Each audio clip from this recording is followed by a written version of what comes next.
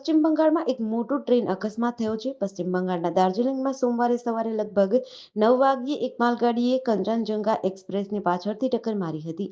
અકસ્માતમાં કંચનજંગા એક્સપ્રેસના 3 ડબ્બાને ભારે નુકસાન થયું. અત્યાર સુધીમાં 2 લોકો, પાયલટ અને એક ગાર્ડ સહિત 15ના મોત થયા છે, જ્યારે 60 લોકો ઘાયલ થયા છે.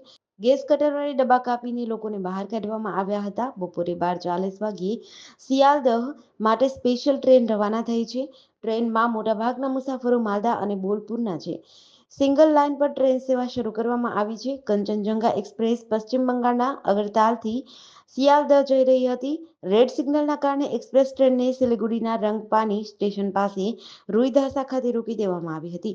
આ દરમિયાન પાછળથી આવી રહેલી માલગાડીએ ટક્કર મારી હતી. માલગાડીના પાયલટે સિગ્નલ તોડ્યું હતું, જેના કારણે આ દુર્ઘટના થઈ હતી. રેલવે મંત્રી અશ્વિની વૈષ્ણવે આ મૃતકોના પરિવારજનોને 10 લાખ રૂપિયાની, ગંભીર રીતે ઘાયલ થયેલા લોકોને 2.5 લાખ રૂપિયાની અને સામાન્ય ઘાયલોને 50,000 રૂપિયાની સહાયની જાહેરાત કરી છે. પાવાગઢ મહાકાળી મંદિરના જૂના પગથિયાની બાજુમાં સ્થાપિત કરાયેલી 500 વર્ષ જૂની જૈનોના તીર્થકર નેમિનાથની પ્રતિમાઓને પાવાગઢ મહાકાળી મંદિર ટ્રસ્ટ દ્વારા કાઢી લેવામાં આવતા જૈન સમાજમાં ઘેરા પ્રત્યાઘાતો પડ્યા છે. ગઈકાલે બપોરે આ સમગ્ર ઘટનાની જાણ જૈન સમાજને થતાં સુરતમાં મોટી સંખ્યામાં એકઠા થયેલા જૈન સમુદાયને સંબોધતા જૈનાચાર્યએ પાવાગઢ મંદિર ટ્રસ્ટના ટ્રસ્ટી અશોક પંડ્યા સામે નારાજગી જાહેર કરી હતી. આ સાથે જ જૈન મુનિએ આરોપ લગાવ્યો છે કે દ્વેષ બુદ્ધિથી કોઈ વ્યક્તિએ મૂર્તિ તોડી પાડી છે. તો મોડી રાત્રે હાલોલમાં જૈન સમાજ પાવાગઢ પોલીસ મથકે એકઠું થતા જિલ્લા પોલીસ વડા ઘટના સ્થળે આવ્યા હતા. પાવાગઢમાં જૈન તીર્થકર ભગવાન નેમિનાથ સહિતની પ્રતિમાઓને તોડી નાખવામાં આવતા જૈન સમાજમાં આક્રોશ જોવા મળી રહ્યો છે. જેને પગલે વડોદરા સમસ્ત જૈન સંઘના અગ્રણીઓ વડોદરા કલેક્ટરના નિવાસસ્થાને પહોંચ્યા અને કલેક્ટરને આવેદન આપી પ્રતિમાઓને પુનઃ સ્થાપિત કરવામાં આવે અને આ કૃત્ય કરનારાઓ સામે કડક કાર્યવાહી કરવાની માંગ કરી છે. શહેરના પૂર્વ વિસ્તારમાં આવેલી કઠવાડા જીઆઈડીસીમાં બાયોટેક ઇન્ડસ્ટ્રીઝ નામની કંપનીમાં આગ લાગી હતી. કેંગન વોટર રિફિલ બનાવતી કંપનીમાં મેગ્નેશિયમના જથ્થામાં આગ લાગી હતી. ફાયર બ્રિગેડની ટીમને જાણ કરાતા 18થી વધુ ગાડીઓ દોડી આવી હતી અને આગ પર કાબુ લીધો હતો. ટેસ્ટિંગ લેબ અને આર&ડી વિભાગના સ્ટોરમાં મેગ્નેશિયમના જથ્થામાં આગ લાગી હતી. એફએસએલ અને પોલીસની ટીમને પણ જાણ કરવામાં આવી હતી. ફાયર બ્રિગેડ પાસેથી મળતી માહિતી મુજબ શહેરના પૂર્વ વિસ્તારમાં કઠવાડા જીઆઈડીસી ખાતે રોડ નંબર 5 પર આવેલી બાયોટેક ઇન્ડસ્ટ્રીઝ નામની કંપનીમાં સવારે 4:30 વાગ્યે આગ લાગી હતી, જેના પગલે ફાયર બ્રિગેડની 18થી વધુ ગાડીઓ પહોંચી હતી અને આગ પર કાબુ મેળવ્યો હતો. રાજકોટ શહેરના યુનિવર્સિટી રોડ પર આવેલ શિલ્પન ઓનિક્સ એપાર્ટમેન્ટમાં રહેતા અને ત્યાં જ ચોકીદારી કરતા નેપાળી પરિવારની 3 વર્ષની બાળકી રમતા રમતા સ્વિમિંગ પુલમાં પડી હતી. કોઈ બચાવે તે પહેલા જ બંનેનું ડૂબી જતા મોત થયું હતું. સ્થાનિકોએ 108 બોલાવી બંને બાળકીઓને બચાવવાની કોશિશ કરી, પરંતુ બંને બાળકીનું સ્થળ પર જ મોત થયું હતું. બનાવ એવો છે કે યુનિવર્સિટી રોડ પર આવેલ શિલ્પન ઓનિક્સ સોસાયટીમાં સ્વિમિંગ પુલમાં 2 બાળકીના ડૂબી જવાથી મોત થયા હોવાનું સામે આવ્યું હતું. બનાવની જાણ થતાં સોસાયટીના લોકો એકઠા થઈ બંને બાળકીને સ્વિમિંગ પુલમાંથી બહાર કાઢી 108 દ્વારા ખસેડી હતી, પરંતુ બંને બાળકીના મોત નીપજ્યા હોવાનું જાણવા મળતા પરિવારજનોમાં શોકનો માહોલ છવાયો છે. આ એક ઘટના નથી, પરંતુ ગત માર્ચ મહિનામાં પણ આ જ પ્રકારે દુર્ઘટના રાજકોટમાં થઈ હતી. આજે ફરી રાજકોટમાં બનેલી આ દુર્ઘટનામાં 2 બાળકીના મોત થયા છે. ત્યારે માતા પિતાએ પણ શીખ લેવા જેવું છે અને સોસાયટીમાં સ્વિમિંગ પુલ હોય ત્યાં બાળકોને એકલા અંદર ન જઈ શકે તે પ્રકારની વ્યવસ્થા કરવી જરૂરી છે. જમ્મુ કાશ્મીરના બાંદીપોરામાં સેનાએ એક આતંકવાદીને ઠાર માર્યો હતો. અહીં 2 થી 3 આતંકીઓ છુપાયા હોવાની આશંકા છે. તેમની શોધખોળ ચાલુ છે. રવિવારે અરા ગામના જંગલોમાં ફાયરિંગનો અવાજ સંભળાયો હતો. પછી સેના અને પોલીસે સર્ચ ઓપરેશન કર્યું હતું. સોમવારે સવારે જ્યાં સર્ચ ઓપરેશન ઝડપી કરવામાં આવ્યું ત્યારે આતંકવાદીઓએ ફાયરિંગ કર્યું હતું. માર્યા ગયેલા આતંકવાદીની લાશ જંગલોમાં પડી છે. તેઓ ડ્રોન દ્વારા જોવા મળ્યા હતા. તેની ઓળખ થઈ નથી. 16 જૂને જ ગૃહમંત્રી અમિત શાહે જમ્મુ કાશ્મીરની સુરક્ષા વ્યવસ્થા લઈને બેઠક યોજી હતી, જેમાં તેમણે અધિકારીઓને આતંકવાદને કચડી નાખવા અને આતંકવાદીઓને મદદ કરનારાઓ સામે કાર્યવાહી કરવાની સૂચના આપી હતી.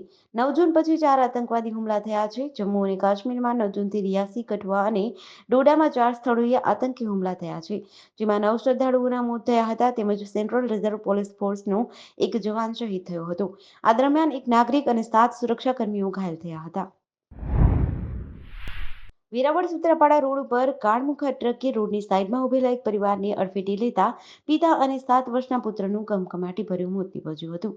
જ્યારે માતા અને બે પુત્રીઓને ઈજા પહોંચતા સારવાર અર્થે ખસેડવાની ફરજ પડી હતી. આ ગોઝારા અકસ્માતથી પ્રાપ્ત વિગત અનુસાર સૂત્રાપાડા ખાતે રહેતા રમેશભાઈ જેઠાભાઈ રાઠોડ પોતાની એક્ટિવા પર પત્ની અને 3 બાળકો સાથે મીઠાપુર ગામ પાસે શીતળા માતાના મંદિરે દર્શનાર્થે જઈ રહ્યા હતા અને લાટી ગામના પાટિયા પાસે પહોંચતા રોડની સાઈડમાં એક્ટિવા ઊભી રાખી હતી. એ દરમિયાન ટ્રકના ચાલકે પૂર ઝડપે અને ગફલતભરી રીતે ચલાવી રમેશભાઈ અને તેના પરિવારને અડફેટે લીધો હતો. ધડાકાભેર ટ્રકે ટક્કર મારતા રમેશભાઈ રાઠોડ અને તેના 7 વર્ષના દીકરા ત્રિલોકને માથાના ભાગે, શરીરના ભાગે ઈજા પહોંચતા કમકમાટી ભર્યું મોત નીપજ્યું હતું. જ્યારે રમેશભાઈના પત્ની રામેશ્વરીબેન અને પુત્રી સારિકા અને સ્થિરતાને ઈજાઓ પહોંચી હતી. પ્રથમ સૂત્રાપાડા અને ત્યારબાદ વેરાવળ હોસ્પિટલે ખસેડવામાં આવી હતી. રાજ્યમાં મેઘરાજાએ ધમાકેદાર ઇનિંગ્સ શરૂ કરી દીધી છે. ગઈકાલે સૌરાષ્ટ્રને ગમરોડ્યું હતું. દેવભૂમિ દ્વારકાના ખંભાળિયામાં 6 કલાકમાં ધોધમાર 9.5 ઇંચ વરસાદ ખાબક્યો હતો, જેથી દ્વારકા પાણી થઈ ગયું હતું. બીજી તરફ પોરબંદરમાં 3.25 ઇંચ વરસાદમાં જ ઘરોમાં પાણી ઘૂસી ગયા હતા, તેમજ નીચાણવાળા વિસ્તારમાં પાણી ભરાયા હતા.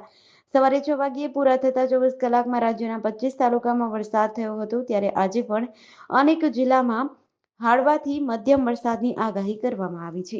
છેલ્લા 24 કલાકમાં રાજ્યમાં 25 તાલુકામાં મેઘરાજાની એન્ટ્રી થઈ છે, જેમાં સૌથી વધુ ખંભાળિયામાં 233 mm, Porbandar 69 mm, Bhanvad 55 mm, Ranavav 36 mm, Nakhatrana 30 mm, Gariadhar 28 mm અને દ્વારકા 27 mm વરસાદ થયો હતો. આ ઉપરાંત અન્ય તાલુકામાં પણ હળવો વરસાદ નોંધાયો હતો. આજે 17 જૂનના રોજ ભરૂચ, સુરત, ડાંગ, નવસારી, વલસાડ, દમણ, દાદરા અને નગર હવેલી, અમરેલી, ભાવનગર સહિતના જિલ્લામાં વરસાદની આગાહી કરવામાં આવી છે. પાટણના સરસ્વતી તાલુકામાં ગમખ્વાર અકસ્માત સામે આવ્યો છે, જેમાં સુરતથી વતન માતાજીના પ્રસંગમાં જઈ રહેલો દેસાઈ પરિવાર વતન પહોંચે તે પહેલા જ કારનો ભેટો થઈ ગયો હતો. કાર આડે નીલગાય આવી જતા ડ્રાઈવર નીલગાયને બચાવવા જતા કાર ઝાડમાં ઘૂસી ગઈ હતી, જેથી કિયા કારનો ભૂક્કો બોલી ગયો હતો. ઝાડ સાથે કાર એટલી ધડાકાભેર અથડાઈ હતી કે ટ્રેક્ટર વડે કારને ઝાડથી અલગ કરી બહાર કાઢવામાં આવી હતી. આ અકસ્માતમાં 6 લોકોને ઈજા થઈ છે, જેમાંથી 2ના મોત થયા છે, જ્યારે એકની હાલત ગંભીર છે. ખુશીઓનો પ્રસંગ મોતના માતમમાં ફેરવાઈ ગયો હતો.